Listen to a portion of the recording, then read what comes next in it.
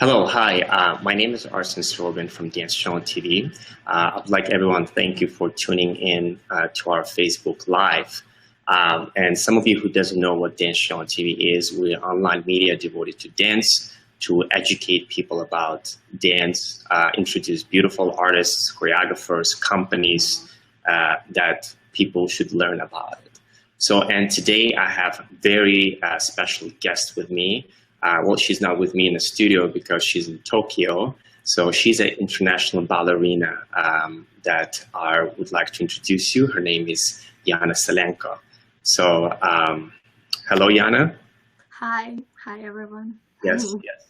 So, Iana is a very interesting ballerina because she is not graduated one of those Vaganova or Bolshoi ballet schools. She basically worked herself where she is right now with the hard work. And can you tell us a little bit, Iana, like where you started, how you started, and as we go, I'll ask you a couple of questions. Maybe audience will have some questions to ask you. Okay. So I started, I think by accident, because I was thinking I'm going to audition for ball dance. So I was 12 years old, and when I came and my teacher trying like to check my body, and she said she will take me to ballet, and she asked me if I want to do ballet with 12 years because it's too late, and this decision was immediately, and I say yes, I have a chance to do ballet, and so I started with 12 and started not just from beginning ballet. I started from third class because it's age 12. It's on the third class of ballet. And from 12 years I start. And then I got invited for Vaganova school with 14.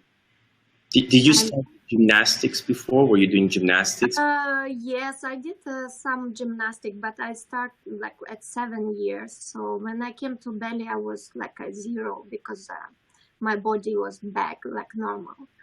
And yeah, it was funny like to see professional ballerinas and I'm a normal person trying to dance, and it's awkward and so. But it's make me inspired from these dancers to be better and to work hard. And I'm really happy to get good teacher, and she give me love and to bring me up. And with 14 I got invited for professional school, Vaganova school. But then my mother said like, no, it's too far, I can't do it, and she not let me go. Were you disappointed? I mean, it's like the best school in the world. Yes. I was upset. I really was crying. I'm like, I couldn't believe that my mom not let me go. She said, it's too far. I can't help you if you live alone. And I can't believe it. She said, no. But I said, I'm 14, I'm fine. And she said, no. So my teacher, she had a friend in Donetsk. And she advised to go there, to Vadim Pisarev. And she said the same, the teachers, it's from Vaganova, from Moscow, so they're really good. And she really helped me. So I went to school with 14, to Pisarev school.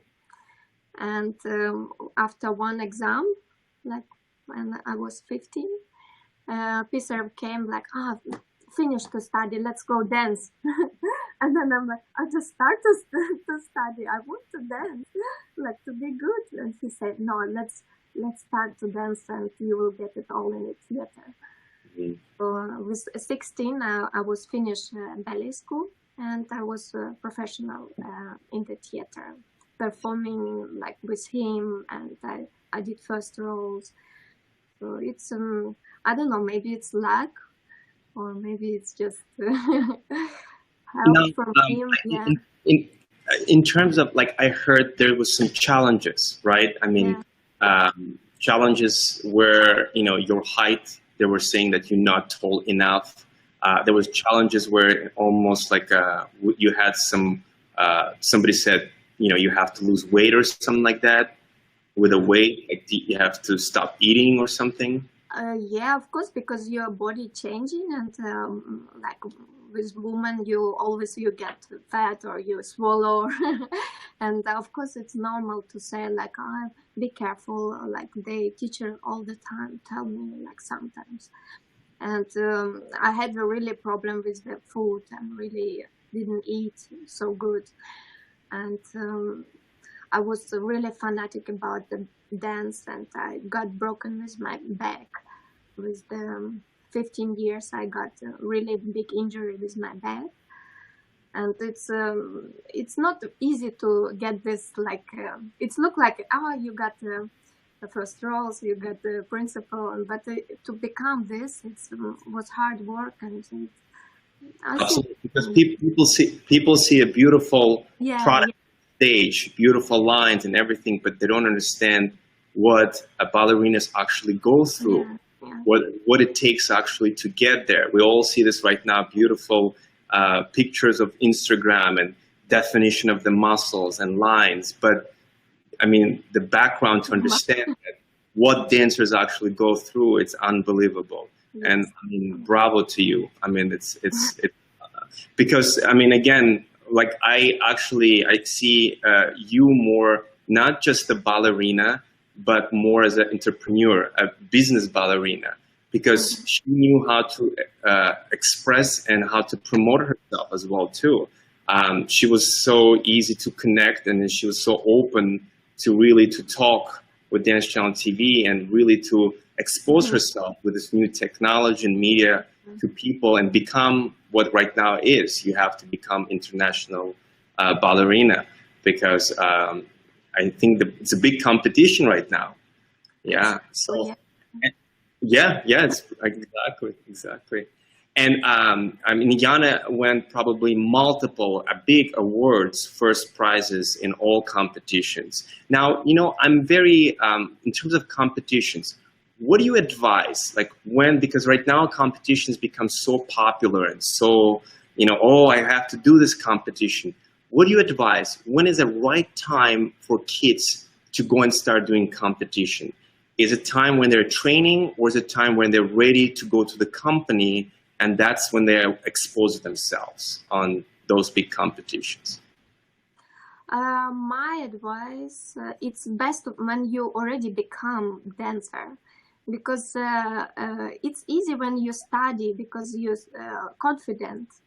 But when you become a dancer and to compete it with other dancers, it's really hard, and it's like a challenging yourself. And for me, I did the both. I did when I was in school, and I did when I was already professional dancer. And it's helped me a lot when I was dancing already roles, and to come and compete it with the schoolgirls. It was really big balance, like I find it, because it's helped a lot for mentality, and you make you sure yourself like what you're doing. And because I was last competition, I was just by video and was filming, and then I was correcting, like, because you know yourself best. So I think it's the best when you already become. Yeah, wonderful. And I know, Iana, because I read a lot about you, and you are very open in terms of like, with your quality of dancing, you're still open to learn. And because the ballet never stops, like you never stop learning it and getting different coaching from different teachers, it's wonderful. I actually myself, I teach sometimes kids, and I always say, if you think you're good, you quit, because you're good. So there's no point of learning anymore. So you always kind of like thrive to become better and better. So absolutely. But can you just give us a little bit more names of the companies that you are permanent right now and you're dancing with? And what was the challenge to get for you to the first company? Like, how did you get to because people right now, they graduate, they get those competition first prize, but they don't know how do I get to the company and what company is right for them. Yeah, I think it's really helped when I was doing competition, because many in jury sitting the directors of the company, and I got really a lot of after competition to invite, like one performance I did in one theater, and then after 1 year I got other theaters. So it's with the years I become more and more invited. Of course, it's really helped from the competition, because and the connection, and people need to see you and to hear you often, so they remember you, not just like once and then that's it, like you won competition and then you just done. So you have to promote and always pretty much advertise yourself, because Yes, your product, you're a ballerina, your product, and people need to see you. Absolutely. I have a couple questions. Laura is asking it. What makes a good male partner? Good understandable each other, like you have to feel good, like to be polite, be nice to each other, and to like I have my best partner, it's Stephen McRae, who is in Royal Opera House, and it's me inspired of his work and of his passion to do it, and I like this partner, like to create on stage and to build and rehearsing some new stuff. So it's important to have this partnership. Now I have another question, which is what can you suggest to the young dancers who start late? How do we have to work with like their bodies, from Angelo? Just the passion. You can do anything with the passion, and you try everything. You growing up. Even sometimes I'm saying to people, because ballet it's just the base, and it's not you have to do ballet. You can open other stuff with the ballet, because it's at the base, and you can do more contemporary, or you can be choreographer. It's not just it's not open for the ballet, you can open other doors. Yeah. Now I'll go to the question where people are sending and submitting it before we start the interview. How often do you stretch? I mean, they all know you from your flexibility. Like, is it every day, hour or two? It depends how I feel. Sometimes if I'm overstretched, you losing this control of balancing or control of your center. And ballet, it's important for me to feel your center, to because if you overstretch, you lose this muscle. Lose control, kind of, yeah. Yeah. Depends. If I need it, I'm stretching every day. I'm like over split, so I'm trying to be always to keep flexibility all the time. Because if I'm stopping, like after 3 or 4 days, I feel like, oh, I'm stiff. I have to do it because of a lot of work, and you get muscles. And you have to take care about the muscle.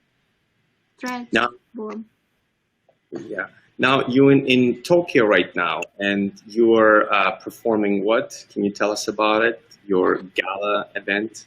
Yes, it's a gala, because in Japan they love ballet galas, and they invited this time Royal Opera House and Paris Opera House, and two companies together do a mixed program, like Don Q mix, so some variation of Paris Opera, like Adagio from Royal Opera House. So it's all mixed, and different style, different choreography. So it's a little bit different smell. Don Q, Sleeping Beauty, and gala. And you're always changing the partners, right? Yeah. Always different partners. And it comes to the question from Sabrina. She's asking, how long do you have to work with a partner to be comfortable with each other? For me, of course, more I'm working, I get better with partner. But sometimes I get just one day, like 1 hour, and you have to go on stage, and you need to be there. You have to take care about yourself, to stay on your leg and take care of partner to help him. And of course, more you do, more you feel comfortable. Like But that's when you. But that's when you kind of like already have that, you know, the training, the quality to work with the partners. But like, let's say from the beginning, I don't know, you remember your days of the partnering when you started it. I'm sure it takes time to get used to, right? Each partner. Yes, is it? Because everybody different of technique, different school, and different musicality, and you have to get used to. But I like to dance with different partner because it's a challenge. It's something new always to work. Okay. I have another question which just comes from Tara, and she's asking, is there such a thing as too much practice? Can one overdo things? Like, can you work too much where the muscles can? Depends how I feel, because it's of the feeling of the body. I can do all day workout. I can do just be fanatic, or you just how you feel. If body needs to get the condition or to get the power, you work out. So doesn't need some days I don't need just do too much. Just get warm, go to stretching, warm up, and you're ready. Now that people are asking how to overcome injuries. Yeah, it's really hard. I had Have you had injury? Yes, I had an injury like my back. It took a half year. My disc was out, and I was thinking I will stop dancing, but I was mental. I will do it. I will come back, and I will be good, and I will take care about my back. So injury, I think help to calm down and to take care of yourself. So I have to take care about get warm, like the same injury, like a feet, you have some twister feet, so you have to take care about to build the muscle to hold the leg. Okay, interesting.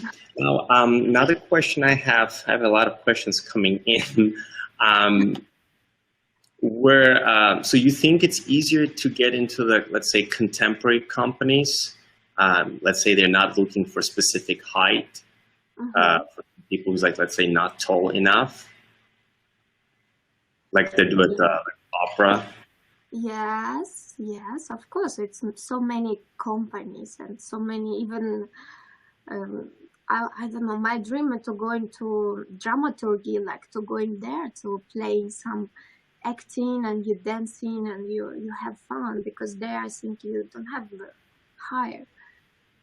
Important to have your personality, you know? And the same in contemporary, they don't looking about the higher, they looking personality. So you don't have to be blocked, just be trying new things. Now, you're very expressive ballerina, which is, I point out a lot to students and other people, that the acting is the very important part of the role of the ballerina. I mean, you can have all the technique, you can do all those 32 fouettes. How do you prepare yourself? Did you took acting classes, or is it something that you do research? Let's say you do certain roles, let's say simple Don Quixote. Do you do research? Who she is, Kitri? Why she moves like that? Why she behaves like that? How do you approach the different ballets and different choreographies?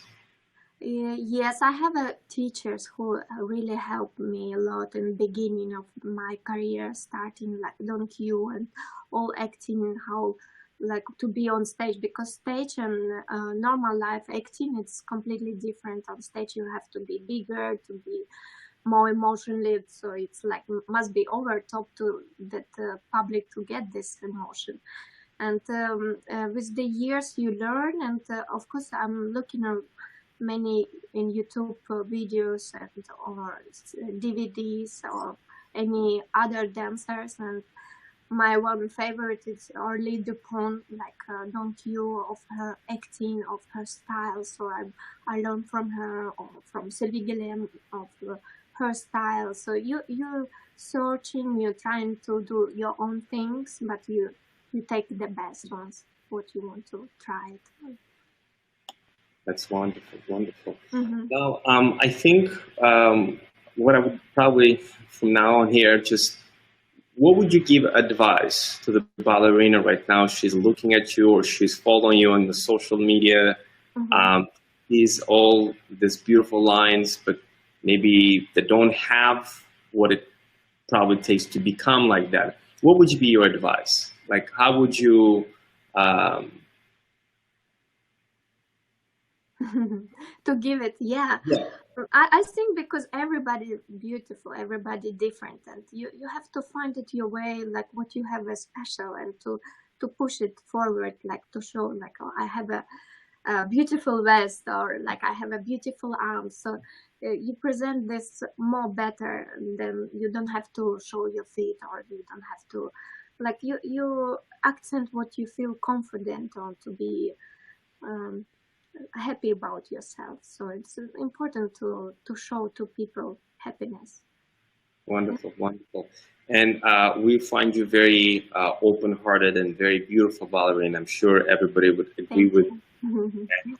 We want to wish you the best of the luck, and hope we can actually maybe one day see you even in Los Angeles here to perform. Thank you. I know you're so busy traveling from one part of the world to another part of the world in 1-2 days. So thank you so much for agreeing and doing the interview. It was a pleasure. Thank you so much. And everybody can follow her on her social media, where she's performing. She's